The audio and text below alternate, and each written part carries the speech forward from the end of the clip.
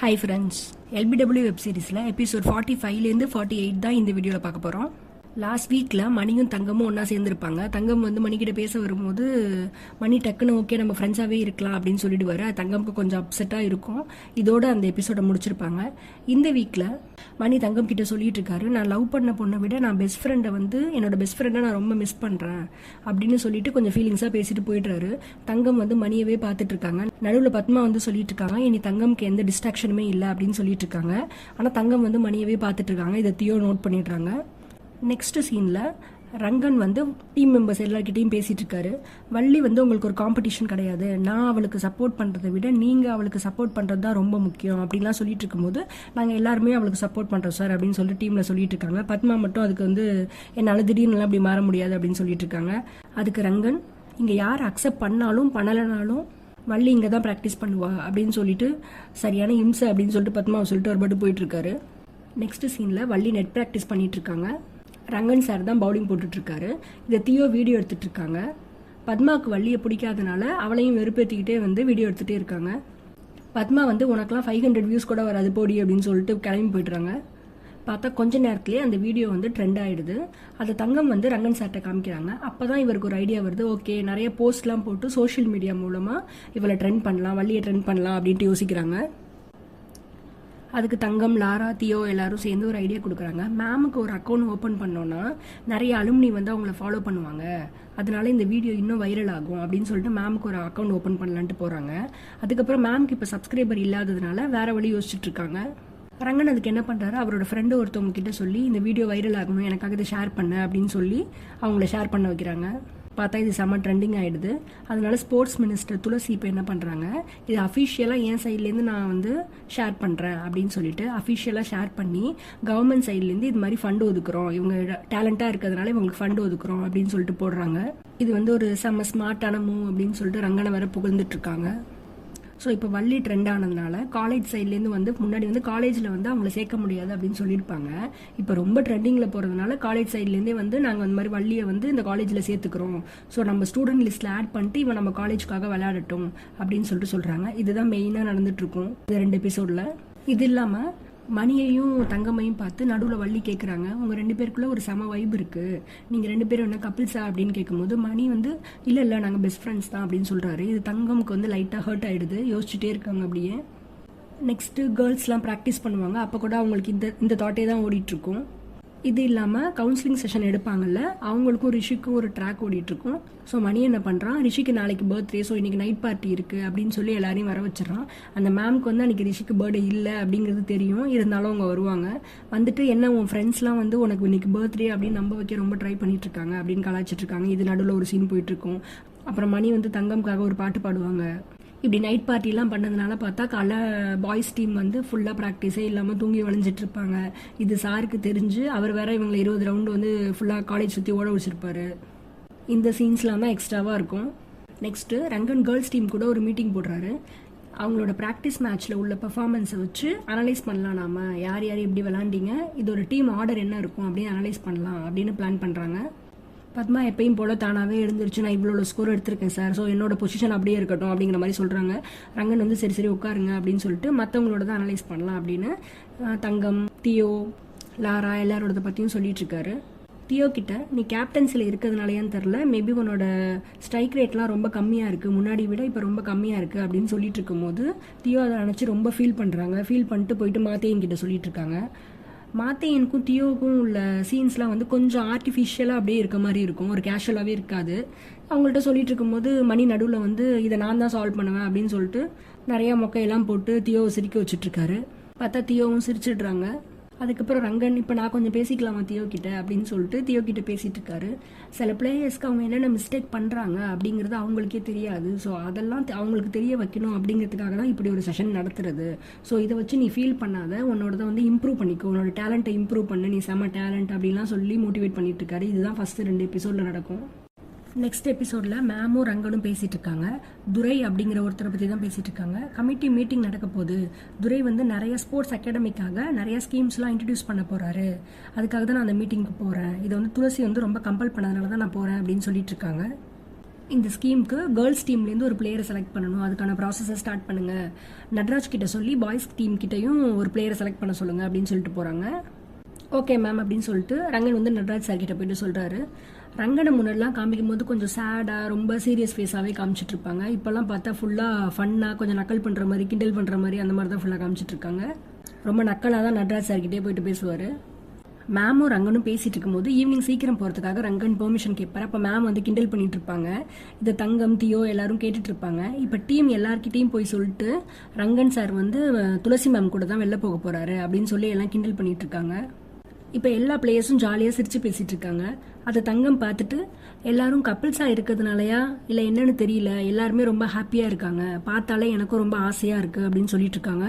மணி டக்குன்னு ஷாக் ஆகி என்ன சொல்கிற அப்படின்னு கேட்கும்போது இல்லை எனக்கும் பார்க்க நல்லா இருக்குன்னு சொல்கிறேன் அப்படின்னு சொல்லிட்டு சமாளிச்சுட்டு போயிடுவாங்க.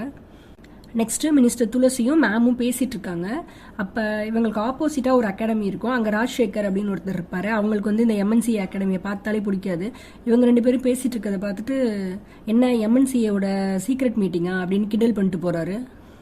அதே மாதிரி உள்ள மீட்டிங் நடக்கும்போது துரை சார் பேசிட்டு இருப்பாரு. இது மாதிரி யார் இந்த ஸ்கீம்ல செலக்ட் ஆகுறாங்களோ அவங்களுக்கு நானே டைரக்டா ஃபண்டிங் பண்ணலான் இருக்கேன் அப்படின்னு சொல்லிட்டு இருக்கும்போது இதெல்லாம் வந்து ஒண்ணுமே இல்லாத அகாடமிக்கு தான் தேவை, எங்களை மாதிரி அகாடமிக்கு தேவை இல்லை அப்படின்னு ராஜ்சேகர் சொல்லுவாரு.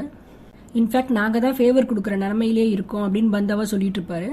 உடனே துரை சார் கேட்பாரு, ஓகே அப்படியா, இதுவரை எத்தனை பிளேயர்ஸ்க்கு இந்த மாதிரி உங்க அகாடமிலேருந்து ஃபண்டிங் பண்ணியிருக்கீங்க அப்படின்னு கேட்பாரு. இவர் ரொம்ப ஷாக் ஆகி அமைதியாக உட்காந்துருப்பாரு.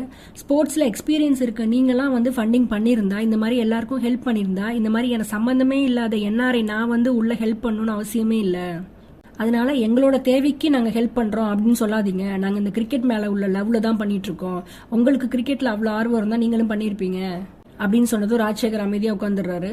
இதை சொல்லி துளசியும் மேமும் சிரிச்சிட்டு இருக்காங்க. நெக்ஸ்ட் சீன்ல ரங்கன் வந்து இன்னைக்கு பிராக்டிஸ் மேட்சோட பேட்டிங் ஆர்டர் சொல்றேன், அந்த மாதிரி விளையாடலாம் அப்படின்னு சொல்லிட்டு ஃபர்ஸ்ட் வள்ளியும் லாராவும் ஓபன் பண்ணட்டும் அப்படின்னு சொன்னதும் பத்மா அதுக்கு ஒத்துக்க மாட்டாங்க. ரங்கன் சொல்றாரு, அதான் சொன்னேன்ல 2 பேரோட ஸ்கோர் எவ்வளோன்னு பார்த்துட்டு அதுக்கு தகுந்த மாதிரி செலக்ட் பண்ணலாம், அதுக்காக தான் வள்ளி ஆடட்டும்னு சொல்றேன் அப்படின்னு சொல்லுவாரு. ஆனால் பத்மா அக்செப்ட் பண்ணல. அக்செப்ட் பண்ணாம இன்னும் கேவலமா வேற பேசுவாங்க. இங்க வேலை பார்க்குற ஸ்டாஃபோட பொண்ணு தான் அப்படிலாம் கேவலமா பேசுவாங்க. வேணும்னா லாராவை சேஞ்ச் பண்ணிக்கோங்க அப்படின்னு சொல்லுவாங்க. அதனால இப்போ வள்ளியும் பத்மாவும் இன்னிங்ஸ் ஓபன் பண்ணுவாங்க. நெக்ஸ்ட் சீன்ல வேலு நடந்து போயிட்டு இருக்கும்போது நட்ராஜ் சார் கேஷுவலா கேட்பாரு, லோக்கல் கிரவுண்ட்ல உங்களுக்கு பிரச்சனை ஆனிச்சேடா அந்த அகாடமி கூட, என்ன இஷ்யூ அப்படின்னு சொல்லி கேட்டுட்டு இருப்பாரு. ரிஷி கூட ரொம்ப பிரேக் டவுன் ஆயிட்டான்னு சொன்னாங்க, என்ன ரீசன் அப்படின்னு கேட்குறாரு. அப்போ வேலு உடனே சொல்கிறான், ரிஷிக்கு வந்து ஆன்சைட்டி இஷ்யூ இருக்குது, யாராவது சியர் பண்ணாலோ இல்லை கிரவுண்டில் கத்துனாலோ அவனுக்கு ஒரு மாதிரி ஆகிடும், அப்படியே ஃப்ரீஸ் ஆகி நின்றுடுவான் அப்படின்னு சொல்கிறான். நெக்ஸ்ட் ப்ராக்டிஸ் மேட்ச்சில் ரிஷி வந்து செம்மையாக ஆடிட்டு இருப்பான். பார்த்தா நெக்ஸ்ட் பாய்ஸ் டீமோட ப்ராக்டிஸ் மேட்ச் நடந்துட்டு இருக்கும். ரிஷி செம்மையாக விளையாண்டுட்டு இருப்பான். திடீர்னு கோச் வந்து உங்கள் அப்பாவோட பெருமையை காப்பாத்துறா, இல்லைனா உனக்கு பெருமையை காப்பாற்ற போறியா இல்லைனா ஒன்றுமே இல்லாமல் ஆக போறியா அப்படின்னு கத்திட்டு இருப்பாரு. அவனை எல்லாரும் சேர் பண்ணுங்கடா, எவ்வளோ சூப்பராக ஆடுறான், சேர் பண்ணுங்க அப்படின்னு சொல்லி மற்ற பிளேயர்ஸ் எல்லாம் சேர் பண்ண வச்சுட்டு இருக்காரு. நீ சாம்பியன் ஆக போறியா இல்லை உங்கள் அப்பா மாதிரி மேக்கப் போட்டு உட்கார போறியா அப்படின்னு சொல்லிட்டு ரொம்ப ட்ரிகர் பண்ணிட்டே இருப்பாரு. அவனுக்கு எதை சொன்னால் அவன் வந்து ரொம்ப ஒரு மாதிரி ஆவானோ அதே விஷயத்த இவர் சொல்லிட்டு இருப்பாரு. இதுதான் இவரோட டாக்டிக்ஸாக இவர் யூஸ் பண்ணிட்டு இருப்பாரு. ஆனால் ரிஷி என்ன பண்ணுவான், கடுப்பாகி நான் ரிட்டையர் ஆகிறேன் அப்படின்னு சொல்லிட்டு பேட்டை தூக்கி போட்டு வந்துடுவான். உடனே மாத்தேயனும் மணியும் போயிட்டு பேசிட்டு இருக்காங்க. சார் இந்த மாதிரி பண்ணாதீங்க அப்படின்னு சொல்லும்போது நட்ராஜ் வந்து அதை கேட்க மாட்டாரு. இந்த மாதிரிலாம் பண்ணாதாண்டா அவன் ரொம்ப டஃப் ஆவான், இந்த ஸ்ட்ராட்டஜி தான் நான் பல வருஷமா யூஸ் பண்ணிட்டு இருக்கேன் அப்படின்னு சொல்லிட்டு நான் இதை தான் பண்ணுவேன் அப்படின்ட்டு அவர் போயிடுவாரு. உடனே வந்து எல்லா பிளேயர்ஸும் சேர்ந்து வேலுவை திட்டுறாங்க. இந்த மாதிரி அவர் ஜாலியா பேசுற மாதிரி பேசி எல்லா நியூஸையும் கேட்பாருன்னு எத்தனை தடவை சொல்லியிருக்கேன், ஏன் இந்த மாதிரி சொல்ற அப்படின்னு சொல்லிட்டு எல்லாரும் வேலுவை திட்டுறாங்க. இந்த துரையோட ஸ்கீம்ல வந்து நட்ராஜ் உன் பேரை சொல்லணும் அப்படிங்கிறதுக்காக இது மாதிரிலாம் பண்ணிட்டு இருக்கியா அப்படின்னு திட்டினதும் வேலு வந்து ரொம்ப அப்செட் ஆயிடுறான். இவ்வளோ நாள் உங்க கூட ஃப்ரெண்ட்ஸா இருந்திருக்கேன், நான் இந்த ரீசனுக்காக தான் பண்றேன்னு நினைக்கிறீங்களா, இவ்வளோதான் என்னை பத்தி நீங்க புரிஞ்சுக்கிட்டீங்களா, நீங்களே என் ஃப்ரெண்ட்ஸே இல்லடா அப்படின்னு சொல்லிட்டு அவன் படு கோவமா கிளம்பிடுறான். இதோட இந்த எபிசோட் முடிஞ்சிடும். Next 48th episode. இந்த எபிசோட்ல ரங்கன் துளசியை மீட் பண்றதுக்காக போறாரு. துளசி வீட்டில் அவங்க தாத்தா இருக்காங்க. 3 பேரும் சேர்ந்து ரொம்ப நேரம் பேசிட்டு இருந்துட்டு ரங்கனும் துளசியும் பைக் ரைட் போறாங்க. ஒரு இடத்துல போய் உட்காந்து பேசிட்டு இருக்கும்போது ரங்கன் தங்கம் பத்தி சொல்லிட்டு இருக்காரு. தங்கம் வந்து ரொம்ப நல்ல பிளேயர், ஆனா அவளுக்கு பர்சனலா ஏதோ இஷ்யூ இருக்கு, அதை பற்றி நான் பேசலாமான்னு தெரியல, அப்படி பேசினா என்கிட்ட அவங்க ஷேர் பண்ணிப்பாங்களா அப்படின்னு கூட எனக்கு தெரியல, அதனால எனக்கு கேட்க ஒரு மாதிரி இருக்குது அப்படின்னு சொல்லிட்டு இருக்காரு. அதுக்கு துளசி, கொஞ்ச நாள் முன்னாடி ஒரு கோச் எப்படி இருக்கணும், கோச் எப்படி இருக்கணுங்கிறதுக்கு அவங்களுக்கு ஃபஸ்ட்டு டீச் பண்ணணும் அப்படிலாம் நீ தான் சொல்லிட்டு இருந்த, ஆனால் நீ கோச் ஆனதும் நீயும் எல்லா கோச் மாதிரி அவங்களோட ஸ்கில்ஸையும் அவங்களோட கேமை மட்டும்தான் பார்க்குறே தவிர அவங்க பர்சனல் லைஃப்பில் என்னென்ன பண்ணணும் அப்படிங்கிறத பார்க்க மாட்டேன், அவங்களையே நீ ஒரு பிளேயர்ஸாக பார்க்காம அவங்கள கேர்ள்ஸ் அப்படிங்கிற மாதிரி பார்க்குற, அவங்கள ஒரு ஸ்டூடெண்ட்ஸாக பார்த்து அவங்களுக்கு டீச் பண்ணு அப்படிலாம் சொல்லி மோட்டிவேட் பண்ணிட்டு இருக்காங்க. இப்போ ரங்கன் கிளியர் ஆயிடுறாரு. கிளியர் ஆகிட்டு உன் லைஃப்பில் நான் யார், உன் லைஃப்பில் இருக்கிறதுக்கு எனக்கு தகுதி இருக்கா அப்படின்னு கூட எனக்கு தெரியல, ஆனால் உன் லைஃப் ஃபுல்லாக எப்பயுமே நான் உனக்கு ஸ்ட்ரென்த்தாக இருக்கணும்னு நினைக்கிறேன் அப்படின்னு சொல்லிட்டு இருக்காரு. அப்போ தான் துளசி அவங்க மேரேஜ் லைஃப் பற்றி சொல்லிட்டு இருப்பாங்க. அவங்க வந்து அவங்க ஹஸ்பண்ட் கூட இல்லை, ஆனால் அவங்களோட மாமியாரை வந்து துளசி தான் பார்த்துக்கிறாங்க. ஸோ என் லைஃப் ஃபுல்லாக நீ என் கூட வர்றது வந்து ரொம்ப கஷ்டம் அப்படின்னு சொல்லிட்டு இருக்காங்க. என் லைஃப் ஃபுல்லாக வர்றது கஷ்டம் தான், ஆனால் அப்போவும் இப்போவும் ஏன்னு தெரியல, எப்பயுமே உன்னை பார்த்தா எனக்குள்ள ஒரு ஹாப்பினஸ் இருக்குது, அதை நான் எவ்வளோ யோசிச்சு பார்த்தாலும் எனக்கு ஏன்னு புரியல அப்படின்னு சொல்லிட்டு இருக்காங்க. இன்னொரு சீனில் நட்ராஜ் சார் வந்து ரிஷிகிட்ட இப்படி பிஹேவ் பண்ணதுனால, அவனை வேணும்னே ட்ரிகர் பண்ணும் அப்படிங்கிற மாதிரி பிஹேவ் பண்ணதுனால எல்லாரும் ரொம்ப பிளேயர்ஸ் எல்லாருமே ரொம்ப டென்ஷன் ஆகி திட்டிகிட்டு இருப்பாங்க. சரி ட்ரிங்க்ஸ் பண்ணலாம் அப்படின்னு பிளான் பண்ணிட்டு போகிறாங்க. மாத்தையனும் அவனோட ஃப்ரெண்டு மட்டும் தான் வாங்க போகிறாங்க. அங்கே மாத்தையனோட அம்மா, அதாவது அவன் ஃப்ரெண்டுக்கு வந்து தெரியாது, அந்த மாத்தையனோட அம்மா வந்து அவங்க ரொம்ப எக்ஸ்ட்ரீமாக ட்ரிங்க்ஸ் பண்ணிவிட்டு அவன் ஃப்ரெண்டுக்கிட்ட வந்து இதே ட்ரெஸ்ஸில் தான் என் பையனும் இருப்பான், அவன் என்ன உன் ஃப்ரெண்டா உனக்கு தெரியுமா அப்படிலாம் குடிச்சிட்டு வளரி பேசிகிட்டு இருக்காங்க. இது அவன் ஃப்ரெண்டு வந்து பைக்கில் போகிற வரையும் கிண்டல் பண்ணிட்டு அவன்கிட்ட சொல்லிட்டே வரான். எனக்கு வந்து செம்ம டென்ஷனாக இருக்குது. இப்போ எல்லாரும் ட்ரிங்க்ஸ்லாம் வாங்கிட்டு ரிஷி வீட்டில் போயிட்டு குடிச்சிட்டு இருக்காங்க. பார்த்தா ரிஷி திடீர்னு பைக் எடுத்துகிட்டு கிளம்பிடுறான். எங்கே போகிறான்னு பார்த்தா நட்ராஜ் சார் வீட்டுக்கு தான் போகிறான். போயிட்டு வாசலில் நின்று கல் எடுத்து அவரோட மண்டையை உடச்சிட்றான். இருட்டில் அவர் யாருன்னு தேடுறாரு. பார்த்தா பசங்க எல்லாரும் அவனை சீக்கிரம் பிடிச்சி இழுத்துட்டு போயிடுறாங்க. அவர் ஊத்து பார்த்துட்டு இருக்காரு. பார்த்தா அவனோட ஷூ மட்டும் தெரியுது, ஆனால் யாருன்னு தெரியல. இதோட இந்த எபிசோட் முடிச்சிட்டாங்க. ஓவராலாக பார்த்தா கிரிக்கெட் வர சீன்ஸ்லாம் எனக்கு ரொம்பவே பிடிச்சிருந்துச்சு. மாத்தேயனும் தியோவோட லவ் சீனும் கொஞ்சம் ஆர்டிஃபிஷியலாக இருக்க மாதிரி இருக்குது. வேணும்னே வந்து சீன்ஸ் வைக்கணும் அப்படிங்கிற மாதிரி டக்குன்னு ஏதோ ஆர்டிஃபிஷியலாக சீன்ஸ் வச்ச மாதிரி இருந்துச்சு. ரங்கனோட ஆக்டிங் எனக்கு ரொம்ப பிடிச்சிருந்துச்சு. துளசியை வந்து ஒரு ஸ்போர்ட்ஸ் மினிஸ்டராக ஒரு இதாக காமிக்கும் போது இன்னும் கொஞ்சம் ரொம்ப சாஃப்டாக பேசாமல் இன்னும் கொஞ்சம் போல்டாக காமிச்சிருக்கலாமோ, மேபி நம்ம அப்படி பார்த்து பழகினதுனாலேயே தெரில, மேபி இன்னும் கொஞ்சம் போல்டாக காமிச்சிருக்கலாமோ அப்படின்னு ஒரு ஃபீல் இருந்துச்சு. அப்புறம் மணியோட காமெடி ட்ராக்லாம் நல்லா இருக்கும். மேபி அது கொஞ்சம் மொக்கையாக இருந்தால் கூட நம்ம டக்குன்னு சிரிப்பு வர மாதிரி இருக்கும். சில காமெடி சீன்ஸ், மற்றவங்களோட காமெடி சீன்ஸ்லாம் எப்படி இருக்குன்னு பார்த்தா கொஞ்சம் கிரிஞ்சாக இருக்கும், ஐயோன்ட்டு இருக்கும். ஆனால் இவன் மணியோட காமெடி ட்ராக் வந்து கொஞ்சம் நல்லாவே இருந்துச்சு. இந்த வெப் சீரிஸ் பற்றி உங்கள் ஒப்பீனியன் என்னன்னு கமெண்ட்டில் சொல்லுங்கள். தேங்க்யூ.